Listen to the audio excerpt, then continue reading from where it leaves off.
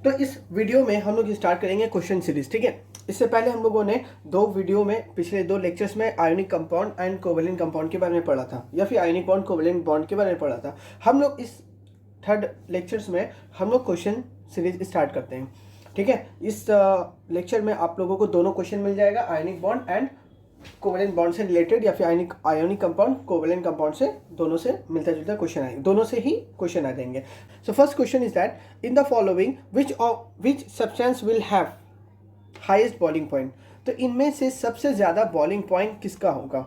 यहाँ पे मेरे पास चार ऑप्शन है। देखो, बॉइलिंग पॉइंट नॉर्मल अगर देखना तो बॉइलिंग पॉइंट जो होता है नॉर्मली रिलेट करता है मॉलिक्यूलर वेट के साथ में, यानी कि जिस कंपाउंड का जितना ज़्यादा मॉलिक्यूलर वेट होता है उसका बॉइलिंग पॉइंट उतना ही ज़्यादा होगा। तो अगर देखो, अगर हम मॉलिक्यूलर वेट के रिस्पेक्ट में करेंगे तो यहाँ पे हीलियम है, हीलियम का सबसे कम होगा। देन हमारे पास अमोनिया का आ जाएगा, उसके बाद carbon tetrachloride, then caesium fluoride. So इन दोनों में सबसे ज़्यादा आ जाएगा आपका कार्बन टेट्राक्लोराइड का और उसके बाद सीजम फ्लोराइड। तो उस हिसाब से देखेंगे कि हम लोगों का सबसे ज़्यादा मॉलिक्यूलर वेट इसका आ रहा है, तो ये आंसर होना चाहिए, बट ऐसा नहीं है। देखो, मॉलिक्यूलर वेट से ही सिर्फ फैक्टर नहीं होता जो बॉइलिंग पॉइंट पे डिपेंड करता है, इसके अलावा और भी फैक्टर होते हैं, जैसे हाइड्रोजन बॉन्डिंग हो गया, ठीक है। इसके अलावा हमको ये भी देखना पड़ेगा कि मेरे पास कंपाउंड पोलर है या नॉन पोलर। आपको याद होगा कि प्रीवियस लेक्चर में हम लोगों ने ये पढ़ा था कि जो कोवेलेंट कंपाउंड होता है उसका boiling point, melting point ionic compound के रिस्पेक्ट में काफ़ी कम होता है। सो देखो, ये तो नॉर्मल है, छोड़ दो एटम के फॉर्म में। यहाँ पे ये सारा क्या है, कार्बन इधर आ जाएगा, क्लोरीन इधर है, क्लोरीन एक इधर, एक क्लोरीन इधर, एक क्लोरीन इधर आ जाएगा। उसी तरह से अमोनिया आ जाएगा, यहाँ पे हाइड्रोजन इधर है, हाइड्रोजन इधर आ जाएगा, हाइड्रोजन इधर आ जाएगा। यहाँ पे सीजम फ्लोराइड है ना। देखो, अगर सीजम फ्लोराइड की बात करते हैं, अब सीजियम मेरा ग्रुप 1 से बिलोंग करता है, फ्लोरीन मेरा ग्रुप 17 से बिलोंग करता है। ये मेरा हाईली इलेक्ट्रोपॉजिटिव मेटल, ये हाईली इलेक्ट्रोनेगेटिव मेटल। तो इन दोनों के बीच में क्या होता है, आयोनिक बॉन्ड डेवलप होता है। क्या हो जाएगा, आयोनिक बॉन्ड डेवलप होता है। ये आयोनिक बॉन्ड क्या करता है, इस आयोनिक बॉन्ड को तोड़ने में बहुत ज़्यादा हम लोगों को हीट सप्लाई करना पड़ता है। इसी वजह से सबसे ज़्यादा जो बॉइलिंग पॉइंट होगा वो सीजम फ्लोराइड का आ जाएगा। चलिए आते हैं अब नेक्स्ट क्वेश्चन की तरफ। When sodium and chlorine reacts, then energy is absorbed and covalent bond is formed, energy is released and ionic bond is formed, energy is absorbed and covalent bond is formed, या फिर energy is released and ionic bond form। ठीक है, इसका answer आप लोग comment में करके बताना।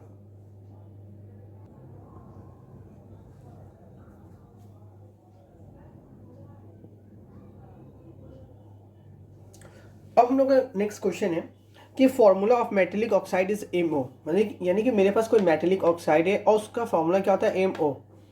यहाँ पे O मेरा ऑक्सीजन है और M मेरा कोई मेटल्स है। So the formula of it's phosphate का क्या हो जाएगा। तो अगर ऑक्साइड के साथ में उसका फॉर्मूला, ऑक्साइड के साथ में अगर वो फॉर्मूला ये बनाता है, तो फिर अगर वो फॉस्फेट के साथ कंपाउंड बनाएगा तो उस वाले का फॉर्मूला क्या आएगा, हमें ये बताना है, ठीक है। चलिए आइए देखते हैं इसे किस तरह से बनाते हैं। सो मेटेलिक ऑक्साइड देखो, ऑक्सीजन का जो नॉर्मली जो वैलेंसी होता है वो कितना आएगा, -2।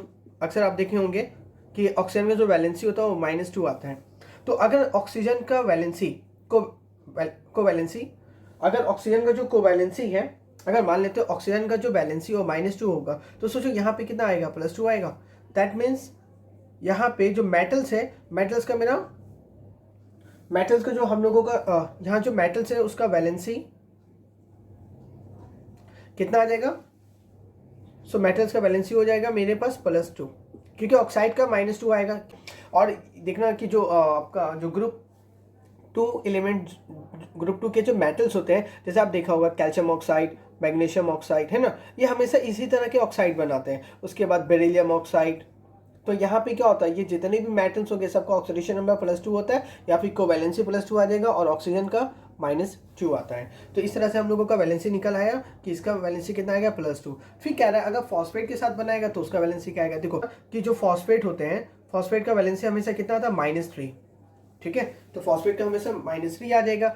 अब देखते हैं कौन सा फॉर्मूला मेरा राइट हो सकता है। तो ये इसका वैलेंसी मेरा +2 आ रहा, इसका -3। तो अगर हम इस तरह से लिखना चाहे तो PO4, इसको ऐसे रहने दो, यहाँ पे मेटल्स को डाल देंगे। मेटल्स का मेरे पास कोवैलेंसी कितना है, 2, तो 2 को आप इधर डाल दो। और फॉस्फेट का कोवैलेंसी कितना आ रहा, फॉस्फेट का वैलेंसी, मेटल्स का वैलेंसी कितना है, +2, आप इसे यहाँ पे रख दो। और फॉस्फेट का वैलेंसी कितना होता है, -3, आप यहाँ पे डाल दो। देखो ये हमारा करेक्ट फॉर्मूला हो जाएगा। अगर आपको ये ना हो तो आप इसे ब्रेक करके देख लो। आपको प्रीवियस क्लास में बताया था भी मैंने, अगर मेरे पास कोई भी आयनिक सॉल्ट होता है उसको किस तरह से ब्रेक करते हैं। ये मेरे पास मेटल थे, उसको पहले पॉजिटिव, ये मेटल से इसे आप एम पॉजिटिव में तोड़ देना, ठीक है। ये फॉस्फेट है, इसको पूरे साथ में तोड़ना, याद रखना पूरे साथ में इसे ब्रेक करना है, ठीक है। यहाँ पे माइनस आ जाएगा, फिर 3 इसका सबस्क्रिप्ट है तो ये इसका कोफिशिएंट बनता है और सामने के पावर में जाएगा। ये इसका सबस्क्रिप्ट, फॉस्फेट का सबस्क्रिप्ट 2 है तो ये इसका कोफिशिएंट बनेगा, पीछे वाले के पावर में चला जाएगा। देखिए ये चीज़ बना, वही चीज़ तोड़ के ये भी आया। तो मेरा करेक्ट फॉर्मूला कौन सा होगा? ऑप्शन ए तो नहीं होगा, option B. Option B, so option B is the right answer.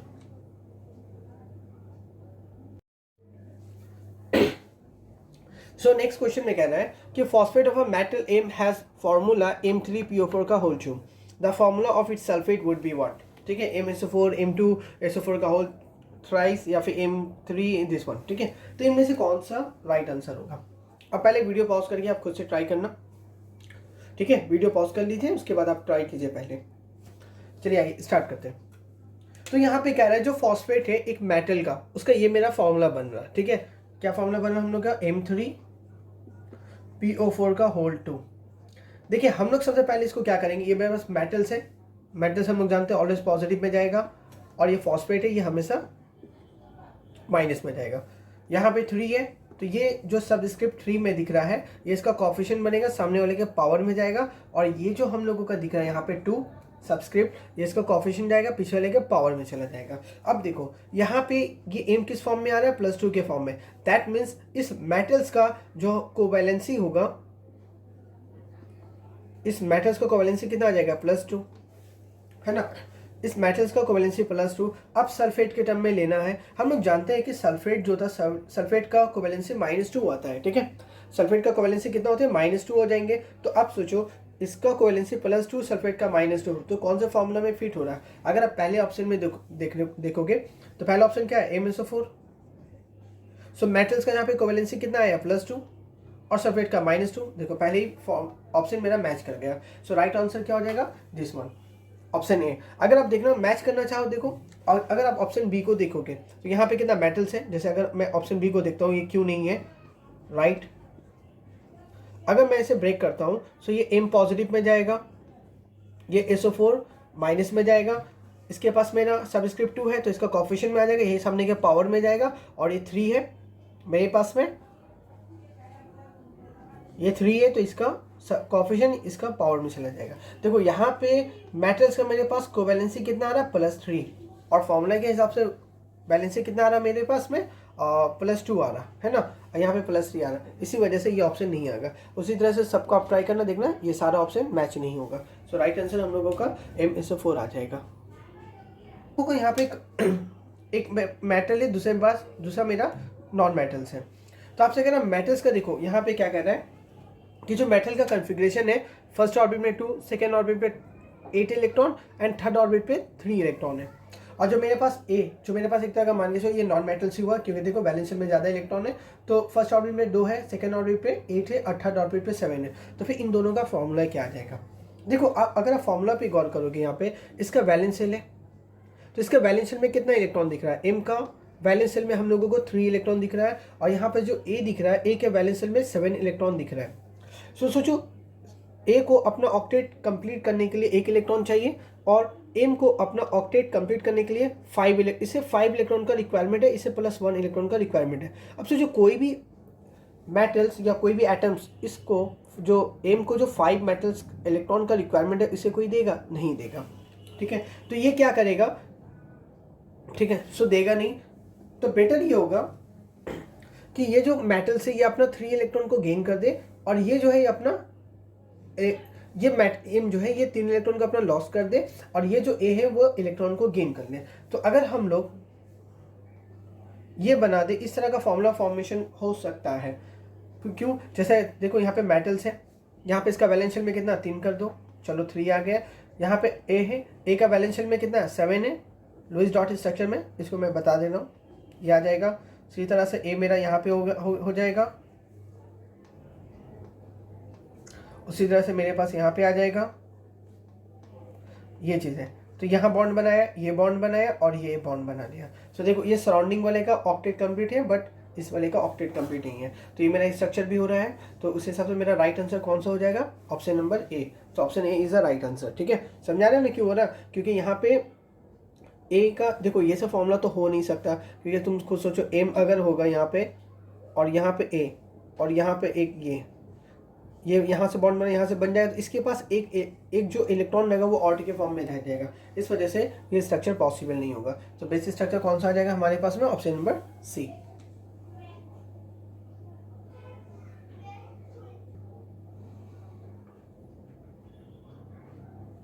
इस क्वेश्चन में कह रहा है कि ionic bonds are usually form by combination of elements with, ठीक है, यानी कि जो हम लोगों का आयोनिक बॉन्ड बनता है एलिमेंट्स का कॉम्बिनेशन के साथ में, सो वो दो एलिमेंट्स का क्या क्या क्राइटेरिया होता है। हाई आयोनाइजेशन एंथैल्पी होना चाहिए, लो इलेक्ट्रॉन, ठीक है, high ionisation enthalpy, low electron affinity, low ionization enthalpy, low electron affinity, high ionisation enthalpy, high electron affinity, low ionization enthalpy and high electron affinity. ठीक है, इसका answer आप लोग comment में करके बताना।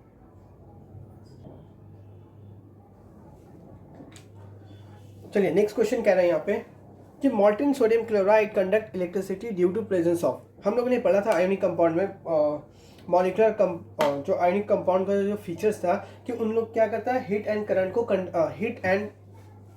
को कंडक्ट करता है। ठीक है, मॉल्टेन फॉर्म में। तो क्यों करता है इसका आपको रीज़न यहाँ पे बताना है, क्योंकि वो लोग फ्री आयंस के फॉर्म में होता है, ये रीज़न है, या फिर फ्री इलेक्ट्रॉन होता है उन लोगों के पास में, या फिर atoms of sodium and chloride होता है क्योंकि उसका जो सोडियम एटम, या फिर फ्री मॉलिक्यूल्स के फॉर्म में। देखो सोडियम क्लोराइड होता है, हम लोग जानते हैं पानी में ब्रेक होने के बाद में क्या होता है, ये Na positive and plus Cl negative में ब्रेक कर जाता है।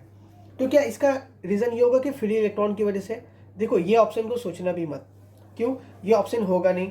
एटम्स देखो यहाँ पे जब पानी में डिजोल्व होने के बाद ये तो एटम्स के फॉर्म में है नहीं, ये तो आयंस के फॉर्म में है, तो ये ऑप्शन हो सकता है। उसके बाद फ्री मॉलिक्यूल्स, देखो कोई भी तो मॉलिक्यूल के फॉर्म में है नहीं, ये तो आयंस के फॉर्म में है, सो राइट आंसर होगा फ्री आयंस के फॉर्म में होता है। तो ये लोग क्या करेगा, हीट को कंडक्ट करता है। और देखना सोडियम का, जैसे आप कॉन्फ़िगरेशन को देखना 28A2 ये आ जाएगा। आप क्लोरीन का देखना आपका 288 आ जाएगा। तो ये तो कॉन्फ़िगरेशन आ रहा है, यहाँ पे सारा इलेक्ट्रॉन क्या होता है, पेयरिंग फॉर्म में। तो जब पेयरिंग फॉर्म में कोई भी इलेक्ट्रॉन फ्री होता नहीं है तो ये रीज़न होगा नहीं। ठीक है, इस रीज़न नहीं होने का ये रीज़न है, क्योंकि सारा इलेक्ट्रॉन इसमें क्या है, पेयरिंग है, इसलिए बेस्ट आंसर फ्री आयंस हो जाएगा, यानी कि option A is the right answer.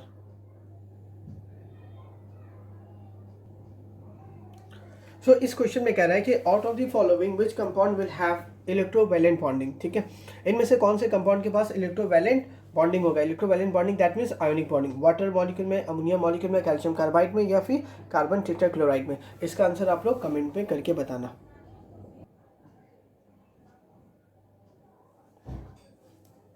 Next question, which of the following compound contain no covalent bond. ठीक है, हम लोग यहाँ पे कह रहे हैं इनमें से किस में हम लोगों के पास कोवैलेंट बॉन्ड होता नहीं है। पोटेशियम क्लोराइड में, ऑक्सीजन के केस में, अमोनिया के केस में, फॉस्फीन, B2H6, ठीक है, या फिर H2SO4 sulphuric acid. JEE main 2018 का क्वेश्चन है।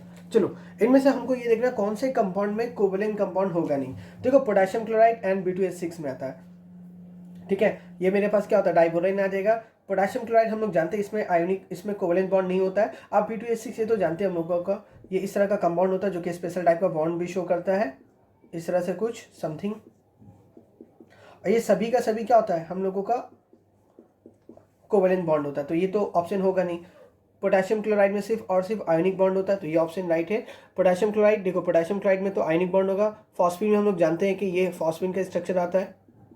ठीक है, तो इसमें तो होगा नहीं, इसमें सारा का सारा क्या होता है, कोवैलेंट बॉन्ड आ जाएगा। B2H6 में भी कोवैलेंट बॉन्ड होता है, ये भी ऑप्शन होगा नहीं। उसी तरह से सल्फ्यूरिक एसिड में हम लोग जानते हैं कि सल्फ्यूरिक एसिड में क्या होता है, और यहाँ पे ऑक्सीजन, यहाँ पे OH आ जाएगा, और यहाँ पे आपका OH आ जाएगा। तो ये सारा का सारा कोवैलेंट बॉन्ड होता है, तो ये भी होगा नहीं। और पोटेशियम क्लोराइड में होता है। तो इनमें से मुझे कहा था कौन से कंपाउंड में सिर्फ और सिर्फ मतलब कि कोवैलेंट बॉन्ड होता ही नहीं है। तो देखो इन सब में, इसमें है, इसमें है, इस वाले में भी है, बट ये वाला एक ऐसा ऑप्शन है, ऑप्शन बी, जिसमें कोई भी कोवैलेंट बॉन्ड नहीं है। इस वाले ऑप्शन में इसमें है, जैसे राइट आंसर हम लोगों का बी आ जाएगा।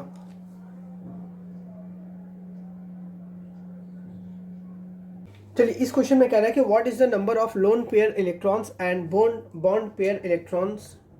So what is the number of lone pair electrons and bond pair electrons in PCl3। ठीक है, हम लोग फॉस्फोरस टेट्राक्लोराइड में या ट्राइक्लोराइड में हम लोगों को बॉन्ड पेयर, याद रखना bond pair electrons and lone pair electrons को फाइंड आउट करना है। देखिए कैसे से सॉल्व करेंगे। सबसे पहले हम लोग लुईस डॉट स्ट्रक्चर को ड्रॉ कर लो। देखो फॉस्फोरस को हम लोग जानते हैं, हम लोग ने सीखा है कि इसका लुईस डॉट स्ट्रक्चर किस तरह से होता है। ये हम लोगों का लुईस डॉट स्ट्रक्चर रहेगा। और जो मेरे पास वैलेंस क्लोरीन का लुईस डॉट स्ट्रक्चर कुछ इस तरह से होता है। यहाँ पे मेरे पास 3 क्लोरीन है,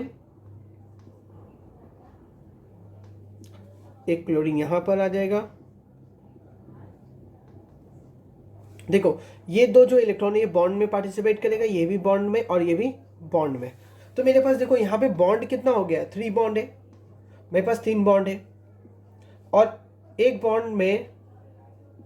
बॉन्ड 2 इलेक्ट्रॉन से बना होता है। तो 3 बॉन्ड में कितना इलेक्ट्रॉन आ जाएगा, 3 बॉन्ड में हम लोगों का 2 × 3 दैट मीन्स 6 इलेक्ट्रॉन आ जाएगा। ठीक है, तो that means bond bond pair electron हमारे पास कितना आ गया, 6। अब देखो ये जो दिख रहा है हम लोगों को, जो बॉन्ड में पार्टिसिपेट नहीं कर रहा उसी को हम लोग लोन पेयर कह देंगे। एक लोन पेयर 2 3 4 5 6 7 8 9 और एक 10, यानी कि टोटल मेरे पास लोन पेयर कितना है, 10। और हम लोग जानते हैं कि वन लोन पेयर में कितना होता है, 2 इलेक्ट्रॉन्स आ जाएगा। 10 लोन पेयर में कितना इलेक्ट्रॉन आ जाएगा, एक लोन पेयर में 2 इलेक्ट्रॉन होता है। 10 लोन पेयर में कितना हो जाएगा, 2 × 10 20 इलेक्ट्रॉन्स आ जाएगा। मेरे पास lone pair electron 20 and bond pair electron मेरे पास 6। Lone pair electron 20 and bond pair electron is 6। Option C is the right answer. ठीक है, इसी तरह से आप एक क्वेश्चन आप लोग कमेंट बॉक्स में करके दिखाना। PCl5 में इसके पास bond pair electron lone pair electron कितना आएगा, और एक और करके दिखाना आप लोग I3-। ठीक है, इस I3- में bond pair electron and loan pair electron